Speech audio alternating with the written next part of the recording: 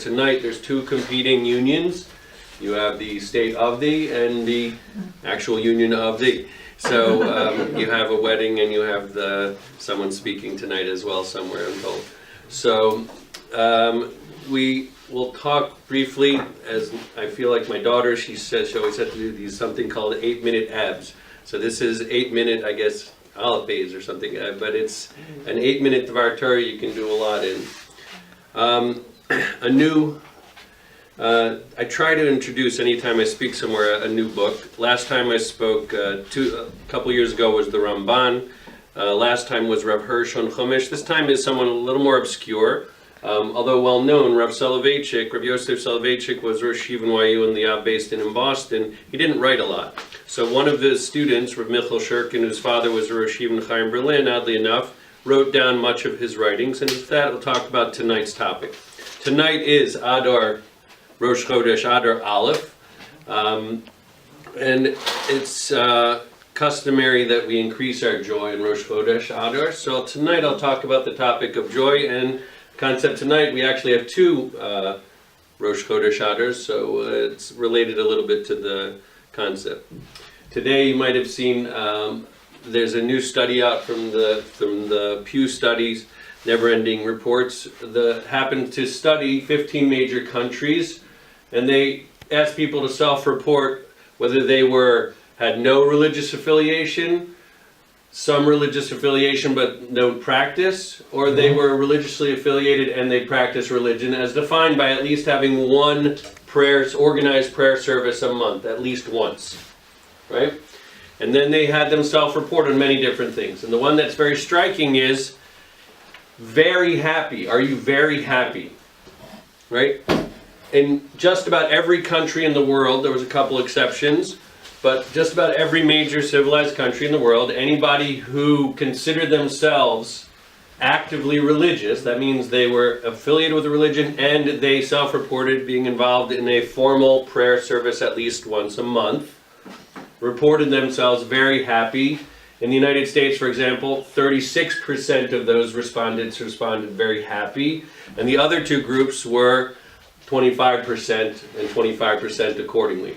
So according to the very rigorous standards of the Pew study, it seems that those people, I don't know what the causality is, either very happy people regularly do religious things, or regularly doing religious things cause you to become happy, or maybe both, I'm not quite sure. But there is a correlation between religious affiliation that's active and happiness, which is a very important thing in the modern culture, where the religion classically has been replaced by the religion of the pursuit of happiness of the American culture. It actually seems that classical religious observance helps that. Well, that works very well with the Torah. See, it's not enough just to say we should be happy or things, it's a good goal. The French say there's joie de vivre, there's happiness just in living. That is true, but the Torah is very precise on what causes happiness. Misha nichnas Adar marbin b'simcha. There's a month this time of year when the winter's ending and it's less depressing. I don't know about you, I was much happier today when I saw the sun shining and started to feel like there was, the green was started to show again. It's a time of year when there's happiness. There are certain activities that cause happiness, and even the concept of being involved in religion itself, Ivdos Hashem b'simcha, causes happiness. This year we have double the months of happiness, right? 2 months of Adar. And I wanted to discuss a little bit, what is really the main time we're supposed to be happy? Is it the first month of Adar, the second month of Adar, both? It seems, if you would say, what's the religious significance of Adar, the first one, you would say that's the real one because it's number one.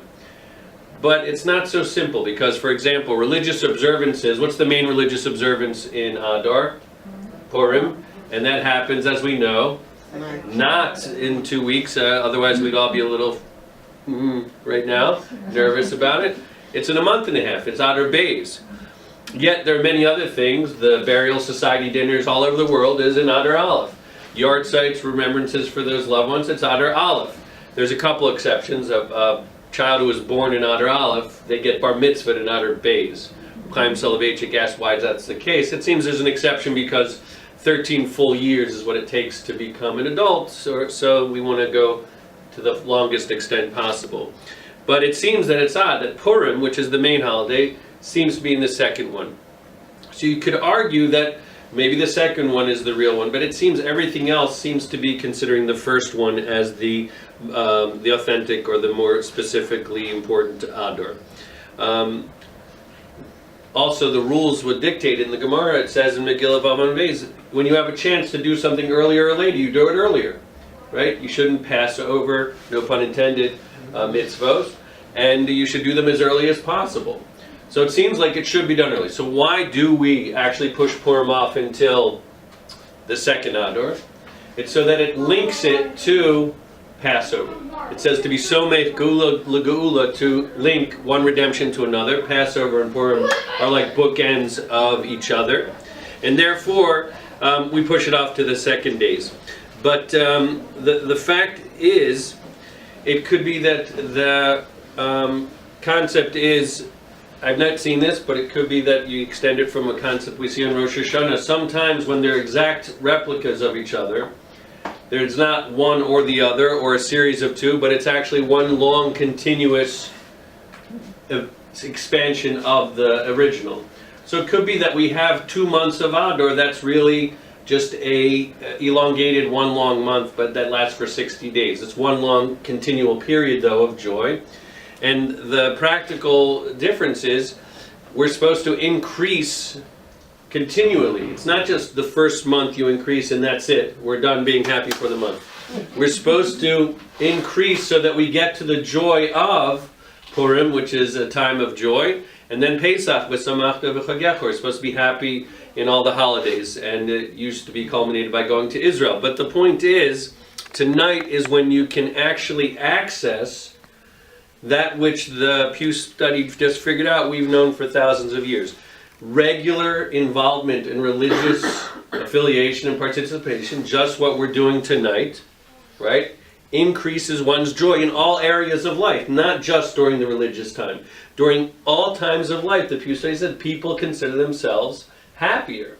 So it's not that we should follow religion because it's something that edifies our life, but there are sociological benefits. I'm waiting for someone to write a doctoral thesis on the sociological benefits of halachic living. For example, just to conclude with my favorite example, drinking.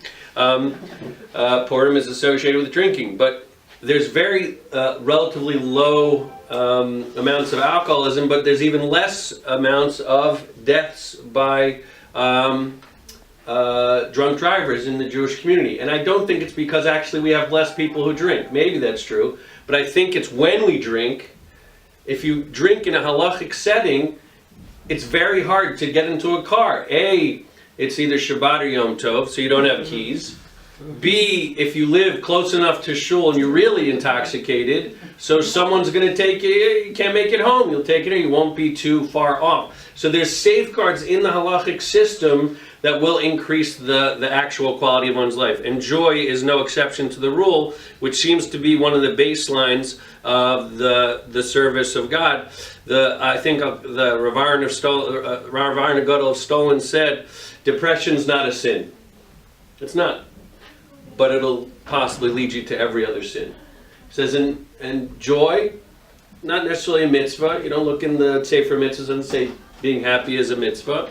He says, but it can lead you to possibly every other mitzvah. And with that, we should all work on increasing those things which make us happy. And the number one thing it seems to be is starting with a regular religious practice such as we did here tonight.